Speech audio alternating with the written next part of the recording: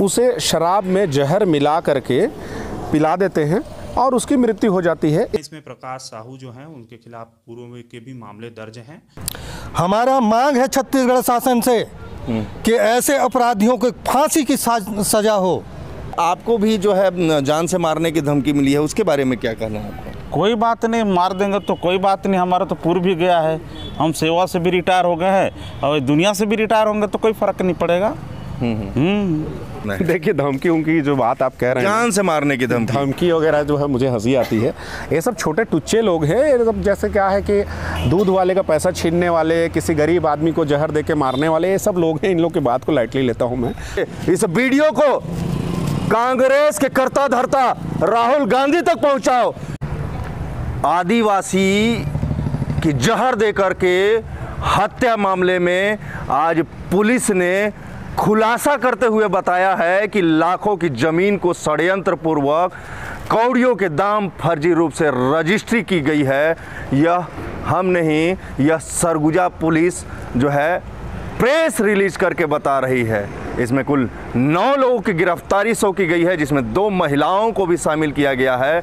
इस पूरे मामले में ये अधूरी कार्रवाई भारत सम्मान की तरफ से बताई जा रही है आपको, क्योंकि अभी भी तहसीलदार से लेकर के सारे जो लोग इसमें शामिल हैं उनका अभी तक नाम जो है न ही पुलिस ने उजागर किया है, न ही प्रशासन ने।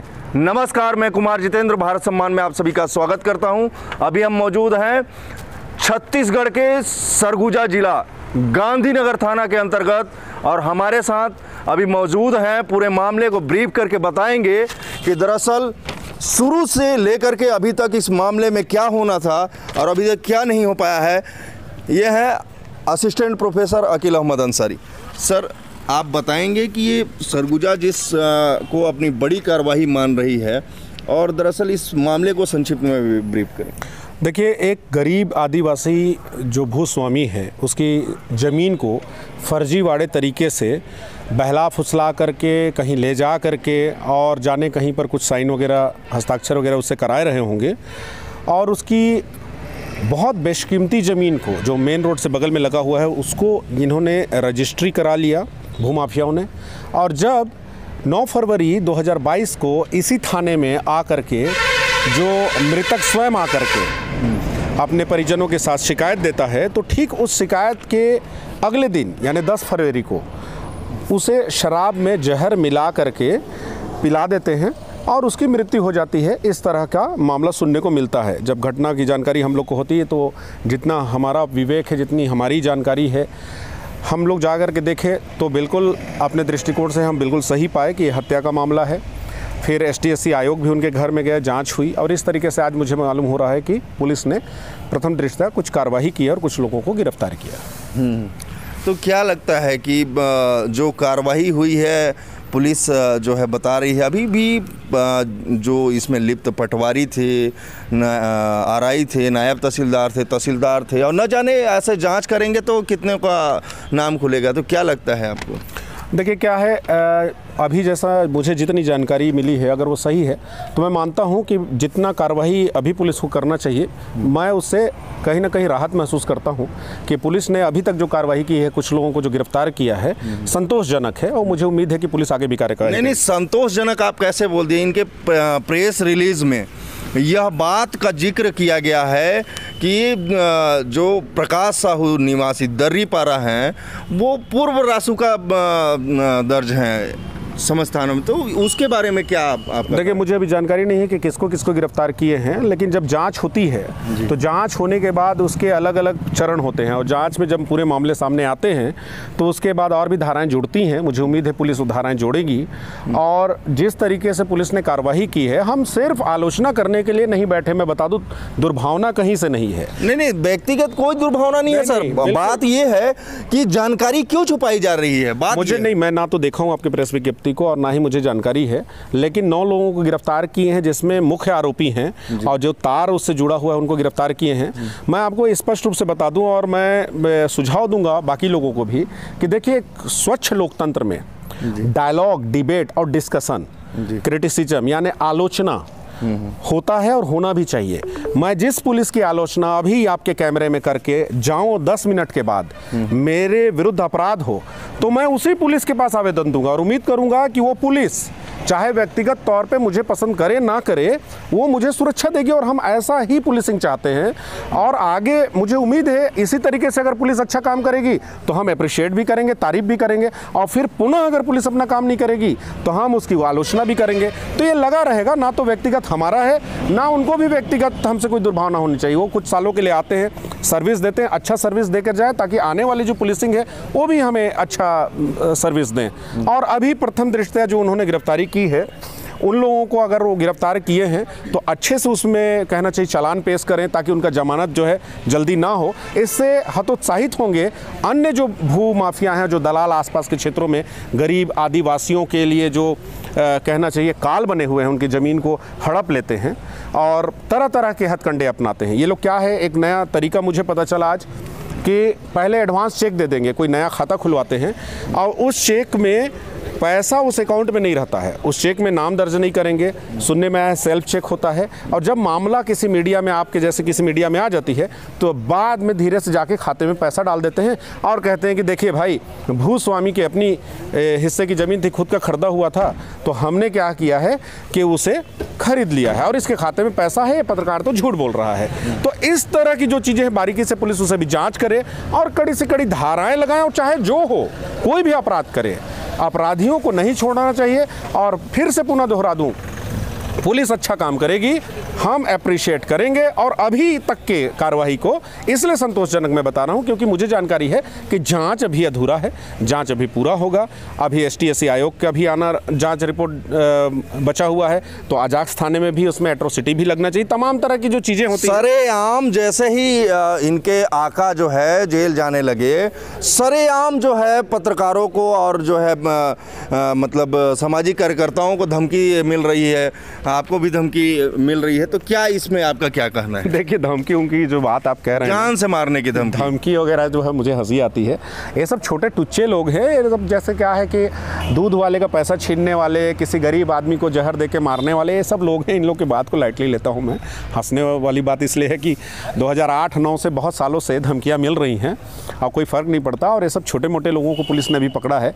अभी तो हम असली पर्दाफाश करेंगे इसके पीछे के बड़े बड़े नेताओं को, जो बहुत महंगी गाड़ियों में चलते हैं। किसी का भी बड़े बड़े फॉर्च्यूनर 32 लाख और 36 लाख से नीचे किसी की गाड़ी नहीं होती। ऐसे भाजपा कांग्रेस सबके ना केवल नेता बल्कि एक मंत्री भी फंसा है, और जैसे ही तार उस तक जुड़ेंगे ना तो उसे आपके कैमरे के सामने वादा रहा कि हम नंगा करेंगे। और रही बात मौत की, तो महात्मा गांधी ने कहा है कि किसी बीमारी से बूढ़ा होकर मरना, एक्सीडेंट में मरना, उससे अच्छा है कि अपने देश के लिए कुछ अच्छा करके मरें। ये मेरा कहने का अर्थ है। तो क्या कर लेंगे आप बहुत ज़्यादा जी करके?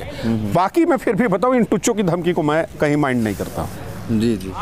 तो अभी आधा अधूरा खुशी है इनके चेहरे पे, समाजसेवियों के भारत सम्मान के खबर का असर आज दिखने की शुरुआत हुई है। लेकिन उस मुख्यमंत्री, छत्तीसगढ़ प्रदेश के मुख्यमंत्री को यह बहुत जरूरी है जानने की कि आधा अधूरा अभी खुलासा हुआ है, अभी प्रशासनिक अमला बाकी है, उनके ऊपर कभी अभी तक कोई कार्रवाई नहीं हुई है, उसका भी जल्द खुलासा किया जाए। अपने अधिकारियों को आप बताएं ताकि वह नाम को छुपा न सके, उनके चेहरे को बेनकाब करें।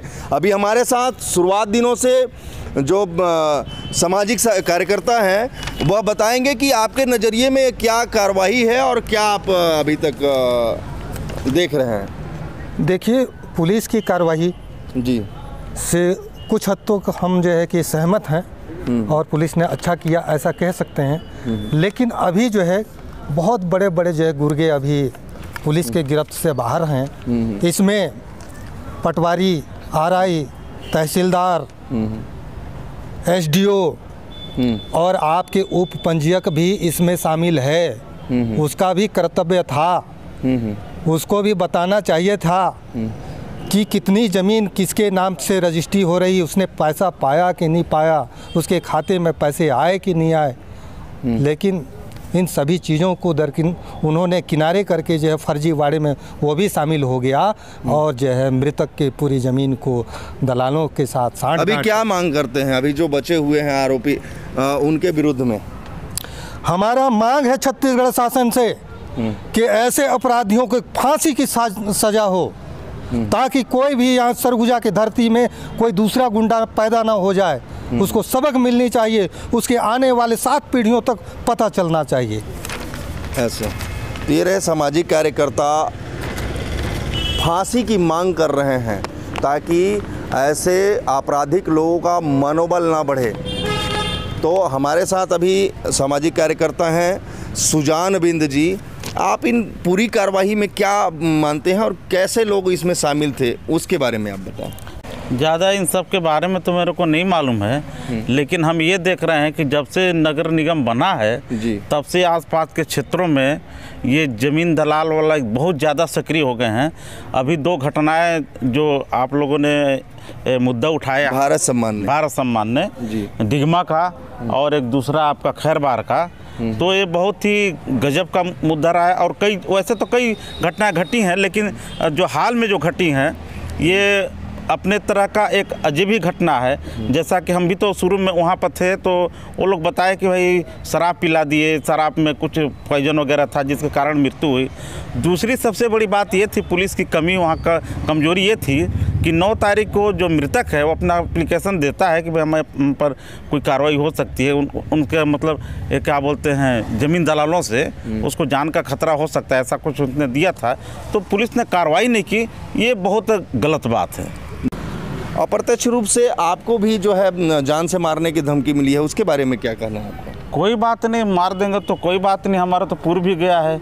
हम सेवा से भी रिटायर हो गए हैं और दुनिया से भी रिटायर होंगे तो कोई फ़र्क नहीं पड़ेगा। मैं पूरी होश हवास में पूरे दर्शकों को यह बताना चाहूँगा कि भारत सम्मान के एक सदस्य को कोई फर्क नहीं पड़ता है। और तो और हमारी भारत सम्मान की पूरी टीम जो है चैलेंज करती है कि लगा लो अपना दमखम और जिसे मारना होगा गोली और जिसे तुमको साजिश रचना होगा रच लो, पीछे हटेंगे नहीं, कदम आगे बढ़ते ही जाएंगे। इस वीडियो को कांग्रेस के करता धरता राहुल गांधी तक पहुंचाओ। ये हम इल्जाम नहीं लगा रहे थे, ये आज जो है सरकारी मुहर लगा करके 9 लोगों को कुल जेल भेज दिया गया है। उसमें यह साबित हो गया है कि यहाँ पर भू माफियाओं का दखल था, है और न रहे, इसके लिए कोई कड़ी कदम उठाए। इसी तरह के जनहित वीडियो हम लाते रहेंगे। धन्यवाद। भारत सम्मान, हो जाओ सावधान। 9 तारीख को थाना गांधीनगर में आवेदक माखन राम जी के द्वारा एक शिकायत दर्ज कराई गई थी कि उनकी ज़मीन को फर्जी तरीके से जो है ले लिया गया है, रजिस्ट्री करा दी गई है और उनको उसका प्रतिफल और राशि भी प्राप्त नहीं हुई है। उक्त शिकायत आने पर इस शिकायत को जांच में ली गई और साथ ही साथ सभी तथ्यों साक्ष्यों और पूछताछ हमारी पुलिस की जारी हो गई। इसमें इसी बीच 10 तारीख को माखन राम जी जो आवेदक थे उनकी मृत्यु हो गई, जिसकी थाना गांधीनगर में मर्ग कायमी कर इसमें वर्तमान में मर्ग जांच चल रही है, जिसमें आने वाले तथ्यों साक्ष्यों के आधार पर इसमें अग्रिम कार्रवाई की जाएगी। और इसी बीच वो जो पूर्व शिकायत थी उस शिकायत पे हमारी जांच जारी थी। जांच पर हमने सभी पहलुओं की इसमें जांच की, विभिन्न लोगों के इसमें बयान लिए जो इससे संबंधित थे। और जब हमने इसमें विधिवत जांच करने के पश्चात हम इस निष्कर्ष में पहुँचे इसमें कि जो इसमें एक चूँकि आदिवासी माखन राम जी एक आदिवासी थे और आदिवासी की ज़मीन को खरीदने के लिए एक आदिवासी व्यक्ति की आवश्यकता होती है। और इसमें सभी चूँकि इनकी जो ज़मीन थी वो काफ़ी महंगी और अच्छी लोकेशन की ज़मीन थी, तो ज़मीन दलाल इसमें अपने नज़र लगाए हुए थे और इसमें इन्होंने षड्यंत्र करते हुए, जिसमें महिलाओं का भी इसमें साथ लिया गया था, षड्यंत्र करते हुए उक्त ज़मीन को एक आदिवासी युवा मुकेश मुंडा के नाम से ही रजिस्ट्री करा दी गई, जिसमें कि मुख्य रूप से प्रकाश साहू, विशाल मजूमदार उर्फ भोलू, रानू, रीता मंडल और ललिता, साथ ही अन्य आरोपी भी इसमें शामिल थे जिन्होंने इसमें पूर्ण रूप से इस कांड में सहयोग किया। और रजिस्ट्री इसमें करवा ली गई उक्त ज़मीन की। करवाने के पश्चात एक खाता माखन राम के नाम से खुलवाया गया और उसमें जो ATM और पासबुक मिला उसे भी अनावेदक गण जो थे, आरोपी गण, उन्होंने अपने पास रखा और उससे उक्त राशि को उसमें पूरी लगभग 6 लाख रुपए की रकम जो है ATM से लगातार 40-40 हज़ार करके निकाल ली गई। उपरोक्त सभी हमने जब जांच के दौरान ये तथ्य जब सामने लाए तो जिसमें स्पष्ट बात सामने आई कि उक्त ज़मीन को छल पूर्वक षड्यंत्र करके माखन राम जी से इन लोगों ने खरीद लिया था। और खरीदने के पश्चात साथ ही साथ इन्होंने इसमें उन महिलाओं का भी एक प्रकार से प्रयोग किया था, जिसमें जो दो नाम मैंने बताया, रीता मंडल और ललिता का। और उस उपरोक्त सभी तथ्यों का बारीकी से अध्ययन करने के पश्चात हमने इसमें FIR दर्ज किया है थाना गांधीनगर में IPC की धारा 420, 467, 468, 471 तथा 120B के तहत। और आज इन 9 आरोपियों को गिरफ्तार कर हमने इन्हें न्यायालय के सुपुर्द किया है। जो गिरफ्तार किए गए आरोपी हैं उनमें कुछ आदतन अपराधी भी हैं जो पहले किस मामले में? जी हाँ, इसमें प्रकाश साहू जो हैं उनके खिलाफ पूर्व में के भी मामले दर्ज हैं और इसमें अग्रिम विवेचना भी की जा रही है अन्य आरोपियों, और साथ ही साथ अभी अन्य इसके कनेक्शन भी देखे जा रहे हैं, जिसके पश्चात अग्रिम कार्रवाई इसमें की जाएगी। पैसे बरामद किए गए हैं? इसमें अभी ATM, पासबुक और कुछ किसी के बैंक अकाउंट में कुछ पैसे जो रखे हुए हैं वो सभी भी इसमें अभी जब्ती की कार्रवाई की जा रही है।